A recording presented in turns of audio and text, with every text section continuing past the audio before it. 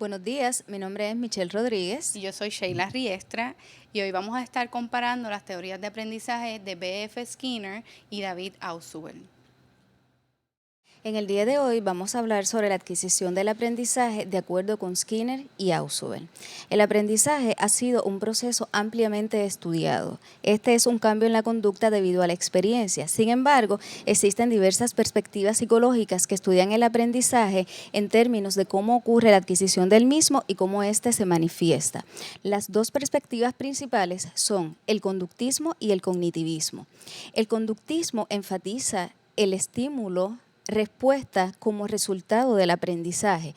Sin embargo, enfatiza además la conducta observable, indica que el ambiente es el que controla a los aprendices y que el aprendizaje es resultado de eventos ambientales. Sin embargo, el cognitivismo se enfoca en los procesos mentales y en la naturaleza del conocimiento, enfatiza en la importancia de los procesos mentales en el aprendizaje y el estudiante controla su propio aprendizaje a través de los procesos cognitivos, ya que atiende selectivamente a su ambiente. Los teóricos cognitivos caracterizan el aprendizaje como un proceso de creación de significados de experiencias informales y lo que es la instrucción formal.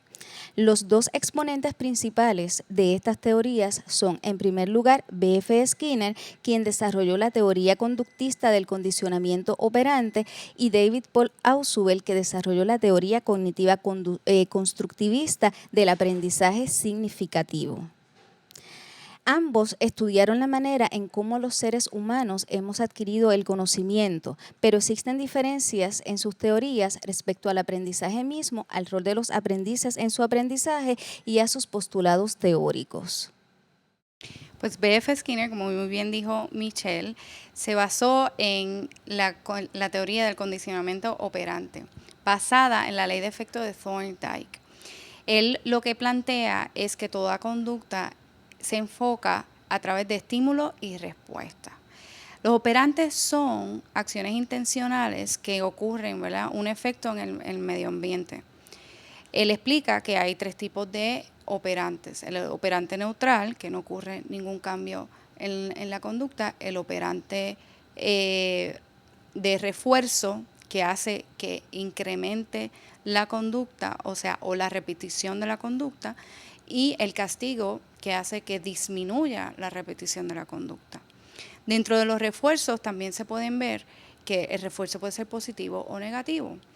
El refuerzo positivo, por ejemplo, presenta, ¿verdad?, un estímulo y que hace a su vez que aumente la respuesta de la conducta.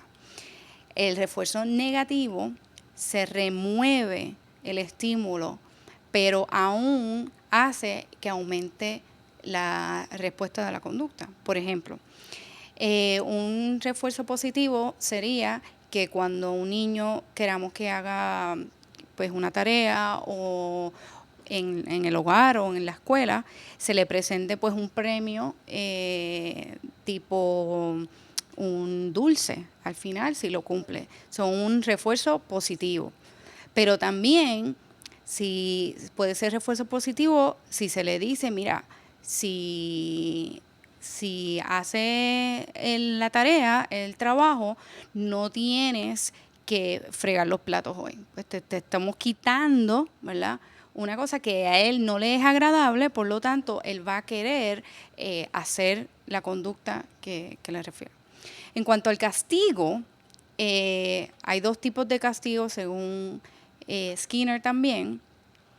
El castigo primordial es cuando al individuo se le da, pues ya sea verbal o físico, se le hace algo, ¿verdad?, para que él disminuya la respuesta. Por ejemplo, un niño que está jugando con fuego, pues la mamá le da en la mano para que deje de jugar con fuego, pues es un castigo de tipo 1.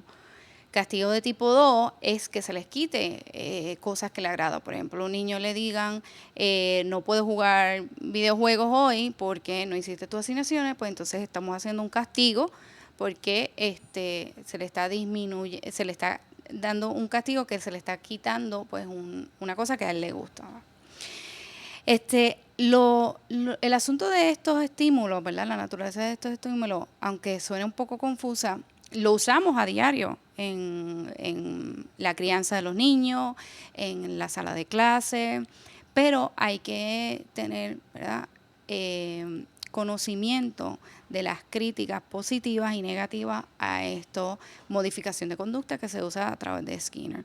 Una de las críticas es que dicen los críticos del conductismo es que están tratando al ser humano sin unir toda la parte cognitiva del ser humano, o sea, sin explicar un razonamiento interno que según Skinner, ¿verdad?, no se puede observar, por lo tanto no se puede utilizar para la ciencia. Por otro lado, la generalización, porque todos los estudios de Skinner fueron preparados en laboratorios con animales, generalizar de conducta animal a conducta compleja del ser humano, pues también hay muchos críticos que están en contra de eso. Por último, quisiera hablar de las condiciones que tienen que ocurrir para que ocurra el condicionamiento operante. Y es que para que funcione, el refuerzo tiene que darse después de la respuesta a la conducta, ¿verdad? Se tiene que incluirse el refuerzo y preferiblemente ese refuerzo tiene que ser inmediato. Y por último, contingente. Por ejemplo, si nosotros decimos a nuestros hijos que si no hacen tal cosa, no van a poder ir a jugar y después nos da pena y los dejamos ir a jugar, pues entonces eso no va a funcionar para modificación de conducta porque el niño va a saber que se puede romper la regla y hacer lo que él quiere hacer.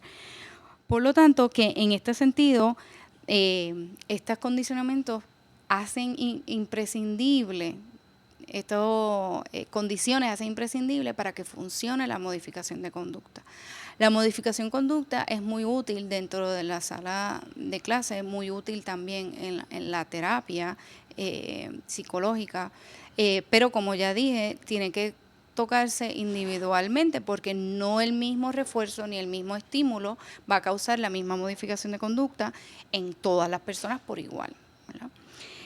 Finalmente, existe lo que es la extinción de la conducta, que es cuando se elimina el refuerzo, pues ya el sujeto deja de hacer la conducta deseada. Por ejemplo, pues si a un perro le estoy dando un dulce cada vez que se sienta, dejo de darle el dulce, la primera vez se va a sentar esperando el dulce, la segunda vez quizás también, pero llega un momento que ya ve que nunca se le da el dulce, pues va a dejar de sentarse.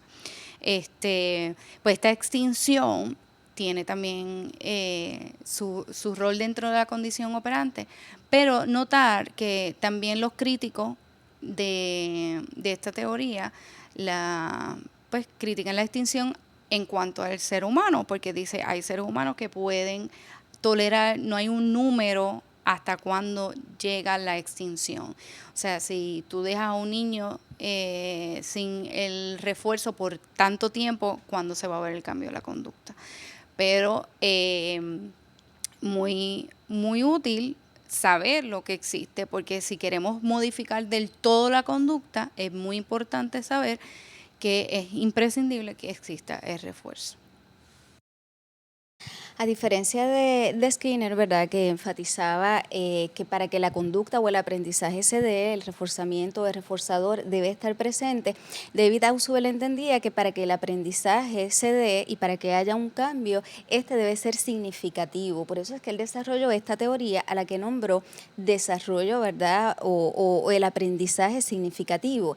Este aprendizaje ocurre cuando el estudiante o cualquier persona relaciona la nueva información con el conocimiento previo. Esta teoría se centra principalmente en la creación de significados y en la formación de conceptos, y es lo que hace, ¿verdad?, que esta teoría sea parte del paradigma constructivista. ¿Por qué? Porque nosotros los seres humanos tendemos a construir el conocimiento cuando entonces relacionamos la nueva información con el conocimiento que ya nosotros habíamos adquirido previamente. Nosotros continuamos añadiendo, ¿verdad?, conceptos a nuestra estructura cognitiva, ¿verdad? Y esta teoría parte principalmente de la idea de que el aprendiz ya sabe, ¿verdad? Uno de sus postulados más importantes lo es, en este caso, la existencia de una estructura cognitiva, es decir, la forma en cómo nosotros los seres humanos organizamos el conocimiento en nuestra memoria. A partir de esto, entonces, se produce una interacción entre los nuevos contenidos y los elementos relevantes que están presentes en nuestra estructura cognitiva.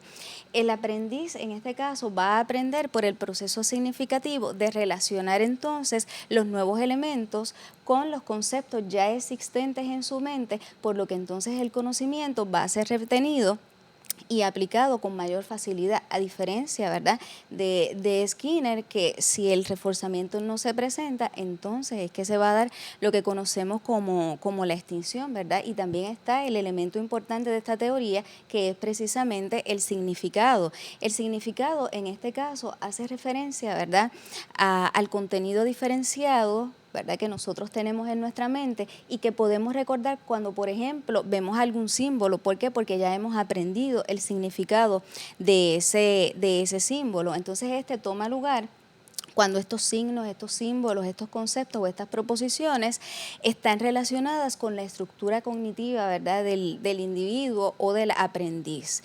Y es precisamente esa estructura cognitiva, ¿verdad?, lo que influencia el aprendizaje y que se facilite, ¿verdad?, la retención del material significativo en nuestra mente, porque él diferencia el aprendizaje significativo del memorístico, es decir, que para que el aprendizaje se dé, tiene que ser significativo, no simplemente memorizar, porque el aprendizaje en ese sentido se va perdiendo. Por eso es que él entiende que los cambios en el aprendizaje significativo van a ser producidos por los nuevos conocimientos que adquieren, en este caso, un sentido personal y una lógica coherente en la estructura cognitiva de ese estudiante. Es decir, que al ser significativo, toma ya un sentido personal para nosotros.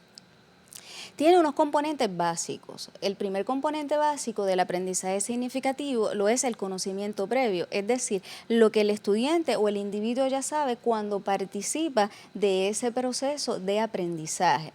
Luego tenemos el nuevo conocimiento, que es el conjunto de nuevos saberes y elementos, ¿verdad?, que vienen a fortalecer, vienen a contrarrestar o a cuestionar, incluso a reemplazar el conocimiento previo que ya nosotros habíamos adquirido, y están entonces lo que son las actitudes, donde se incluye la motivación que el estudiante tenga en términos de la voluntad de participar de una forma activa en ese proceso de aprendizaje y la capacidad que tenga entonces para relacionar esas nuevas ideas con ese conocimiento previo que ya tenía.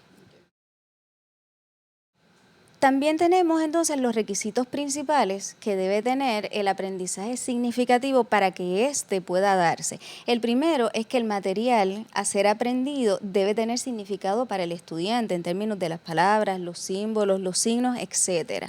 El aprendiz también debe entonces poseer los conceptos y las proposiciones relevantes en su estructura cognitiva.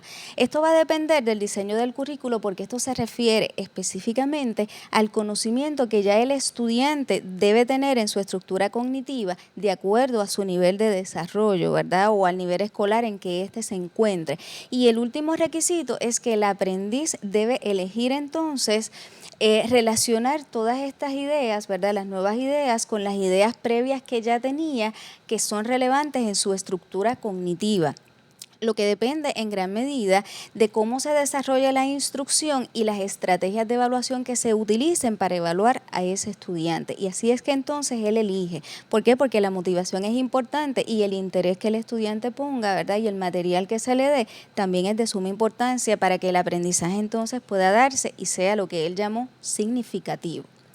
Por último, ¿verdad?, tenemos los 3 tipos de aprendizaje significativo. El primero de ellos es el representacional.